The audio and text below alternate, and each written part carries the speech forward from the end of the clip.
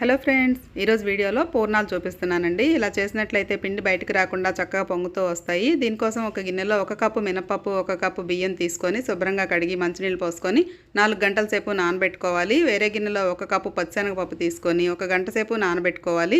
తర్వాత వీటిని కుక్కర్లో వేసుకొని 3 కప్పులు నీళ్లు పోసుకొని 4 విజిల్స్ వచ్చే వరకు ఉడికించుకోవాలి. ఎక్స్ట్రా వాటర్ ఉంటే తీసేసి ఈ విధంగా పప్పుగుత్తితో ఎనుపుకొని మళ్ళీ స్టవ్ మీద పెట్టి 1.5 కప్పు బెల్లం వేసుకోవాలి. మీడియం ఫ్లేమ్ లో పెట్టి మధ్య మధ్యలో కలుపుతూ ఉండాలి. అది ఉడికేలోపు ఈ పిండి కూడా రెడీ చేసుకోవాలి. మెత్తగా మిక్సీ పట్టుకున్న తర్వాత 1/2 టీ స్పూన్ సాల్ట్ వేసుకొని కలుపుకొని 1 గంట సేపు పక్కన పెట్టుకోవాలి. ఈ పిండిలో 1/4 టీ స్పూన్ యాలకుల పొడి కూడా వేసుకొని గట్టిపడే వరకు ఉడికించుకోవాలి. స్టవ్ మీద నుంచి దించి చల్లారిన తర్వాత ఇలా ఉండలు చేసి పెట్టుకోవాలి. పైపూత పిండి మరీ పలచగా కాకుండా కొంచెం గట్టిగా వేసుకోవాలి. 1 గంట సేపు అన్నా ఉంచితే పూర్ణాలు చక్కగా పొంగుతాయి. ఒకవేళ టైం లేకపోతే 1/4 టీ స్పూన్ వంట సోడా వేసుకొని పూర్ణాలు వేసుకోండి. స్టవ్ మీద బాండి పెట్టుకొని డీప్ ఫ్రైకి సరిపడా ఆయిల్ వేసుకొని కాగిన తర్వాత ఇలా పూర్ణాలు వేసుకొని 2 సైడ్లో కాల్చుకొని తీసుకుంటే పూర్ణాలు రెడీ. వీడియో నచ్చితే లైక్ చేయండి.